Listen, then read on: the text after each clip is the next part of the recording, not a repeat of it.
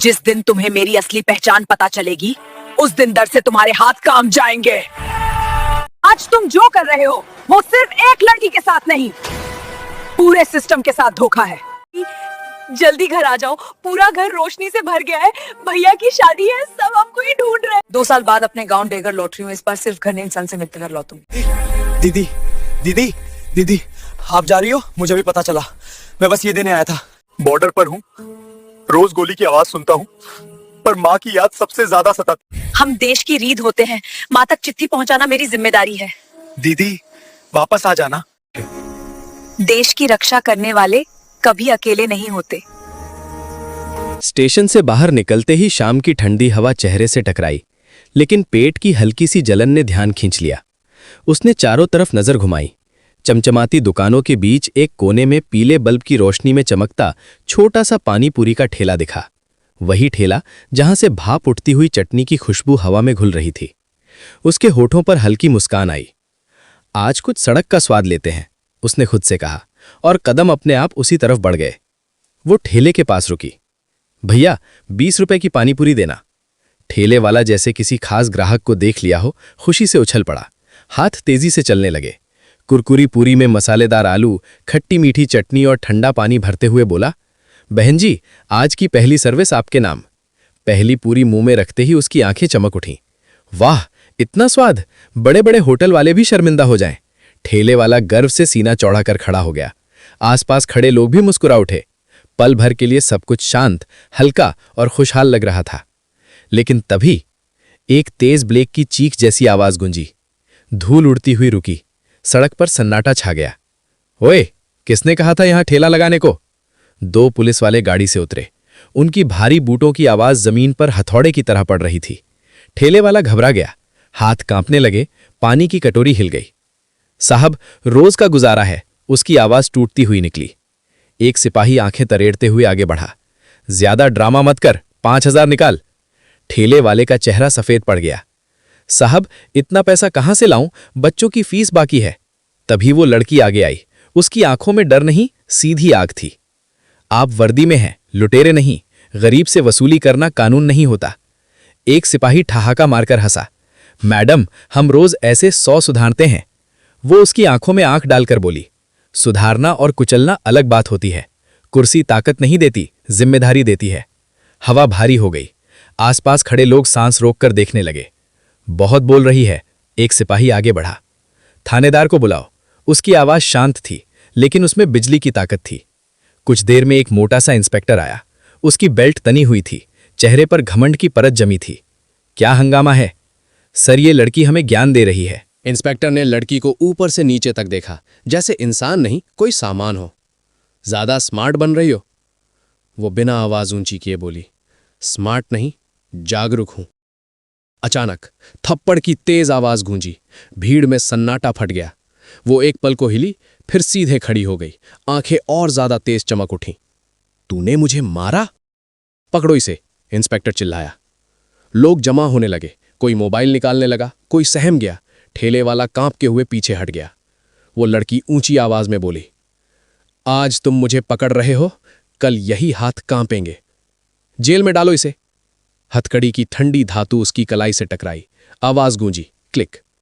लेकिन उसके चेहरे पर डर नहीं था, एक अजीब सी शांति थी, जैसे सब कुछ प्लान के मुताबिक हो रहा हो।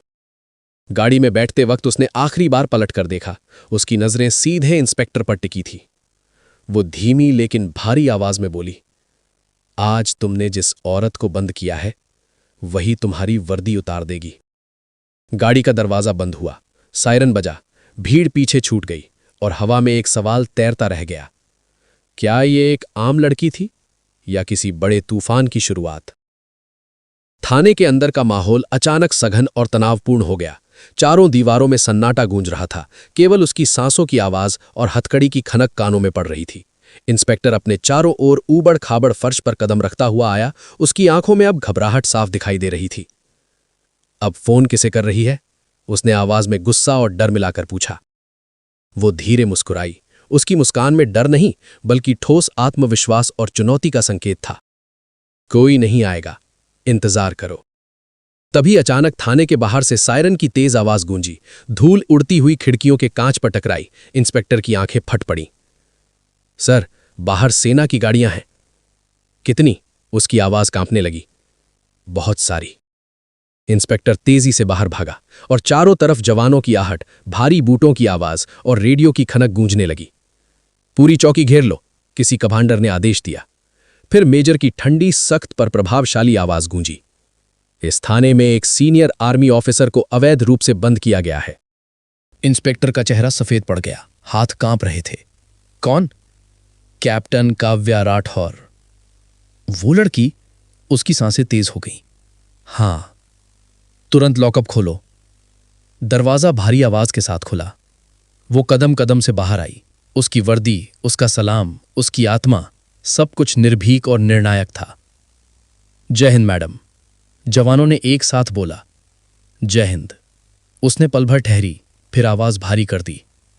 आप ठीक हैं? मेजर ने पूछा। हां, पर देश की बेटियां ठीक नहीं हैं, उसने धीरे से कहा और पुलिस वालों की ओर मुड़ी। आज मेरी पहचान बचाव बन गई, पर सोचो, जिनकी पहचान नहीं होती उनके साथ रोज क्या होता होगा? उसने सवाल किया, आवाज में तीखी आग थी। अगर आज मैं आम लड़की होती तो क्या मेरी आवाज यहां तक पहुंचती? उसने फिर आगे बढ़ते हुए कहा, वर्दी पहनना सम्मान है, हथियार नहीं। अगर रक्षक ही भक्षक बन जाए तो जनता कहां जाएगी? वो कुछ पल के लिए रुकी। उसके शब्द हवा में गूंज रहे थे। हम बॉर्डर पर दुश्मन से लड़ते हैं, लेकिन अगर अंदर का सिस्टम ही सड़ जाए तो देश को बचाएगा कौन? फिर उसने पूरे सम्मान के साथ सलाम किया। जय हिंद। सारे जवान खड़े होकर एक साथ गूंज उठे। जय हिंद। थाने का पूरा माहौल जैसे बदल गया। अब डर नहीं, बल्कि जिम्मेदारी और सच की शक्ति हवा में बह रही थी। कहीं अंदर का सिस्टम कमजोर हो सकता था, लेकिन बाहर और अंदर एक आवाज ने पूरे माहौल को हिला दिया। और वो आवाज थी किसी आम लड़की की नहीं, बल्कि देश की असली रक्षक की, जो अपने फर्ज और पहचान के लिए लड़ती थी। बाहर का नजारा और भी तीव्र था। सड़क पर सेना की गाड़ियां खड़ी थीं, जवान रेडियो के जरिए आदेश ले रहे थे और चारों ओर चौकियों को घेरा गया था। लोग खिड़कियों से झांक रहे थे, कुछ समझ नहीं पा रहे थे कि अचानक इतनी हलचल क्यों है। काव्या ने अपनी वर्दी में मजबूती से खड़े रहते हुए चारों तरफ नजर दौड़ाई। उसकी आंखों में सिर्फ गुस्सा नहीं, बल्कि फोकस और स्पष्टता थी। उसने नीचे झुकी हुई पुलिसकर्मी को देखा, जो अब हड़बड़ाहट में अपने कदम पीछे खींच रहा था। ध्यान रखो, उसने ठंडी आवाज में कहा। जो आज मैंने झेला है वो किसी और के साथ नहीं होना चाहिए। कानून का मतलब ताकत नहीं, जिम्मेदारी है। जब जिम्मेदारी से छेड़छाड़ होगी तभी असली खतरा खड़ा होता है। इंस्पेक्टर अब पूरी तरह हक में फंस चुका था। उसने खुद को स्थिर करने की कोशिश की, लेकिन भीतर डर घुसा हुआ था। मेजर ने उसके कंधे पर हाथ रखा। तुम्हें समझना होगा शक्ति केवल वर्दी से नहीं आती, बल्कि जिम्मेदारी से आती है। आज तुमने वही सिखाया जो हर जवान को याद रखना चाहिए। काव्या ने आगे बढ़कर जवानों की ओर देखा। हम केवल बॉर्डर पर नहीं लड़ते, यहां भी लड़ाई है, समाज की सुरक्षा, नागरिकों का भरोसा और सिस्टम की मजबूती के लिए। अगर अंदर का सिस्टम कमजोर होगा तो बाहर की कोई ताकत काम नहीं आएगी। जवान उसकी बात सुनकर जैसे झकझोर गए। उनकी आंखों में अब गर्व और समझदारी झलक रही थी। वो धीमे धीमे सलाम करती हुई खड़ी रही। आज तुमने जो देखा वो केवल मेरी कहानी नहीं है, काव्या ने कहा। ये उन सभी लड़कियों और लड़कों की कहानी है जो आवाज उठाने की हिम्मत रखते हैं, जो नियम, अनुशासन और नैतिकता के लिए लड़ते हैं, जो केवल अपनी सुरक्षा के लिए नहीं बल्कि समाज के लिए जीते हैं। सड़क पर मौजूद आम लोग जो पहले सिर्फ सायरन और हंगामे को देख रहे थे, अब धीरे धीरे समझ रहे थे कि ये कोई साधारण मामला नहीं है। ये साहस, पहचान और जिम्मेदारी की लड़ाई थी। काव्या ने फिर अपने मेजर और जवानों की ओर देखा। याद रखो, असली ताकत हथियार में नहीं, सोच में है। असली अमीरी वर्दी में नहीं, धैर्य, अनुशासन और सही फैसलों में है। अगर तुम इस सब को समझ गए तो कोई भी बाधा तुम्हें रोक नहीं सकती। मेजर ने उसकी ओर सिर झुकाकर सम्मान दिखाया। काव्या, तुम्हारे जैसे जवान देश की असली शक्ति हैं। बाहर दुश्मन हो या अंदर भ्रष्टाचार, तुम ही उसकी कड़ी हिम्मत हो। काव्या ने फिर गहरी सांस ली और शांत आवाज में बोली, आज मुझे पकड़ा गया, लेकिन कल ये सबक हर उस व्यक्ति तक पहुंचेगा जो गलत रास्ते पर है। याद रखो, असली सम्मान और शक्ति सिर्फ दिखावे से नहीं आती, बल्कि जिम्मेदारी, साहस और नैतिकता से आती है। सभी जवान खड़े थे, उनकी आंखों में अब केवल आदेश नहीं बल्कि सीख, समझ और आत्मविश्वास चमक रहा था। सड़क पर हवा में एक अजीब सा सन्नाटा था, डर नहीं बल्कि एक नई चेतना, जागरूकता और साहस की गूंज। काव्या ने धीरे धीरे कदम बढ़ाए। उसकी आंखें अभी भी तीखी, उसका दिमाग स्पष्ट और उसका उद्देश्य अडिग था।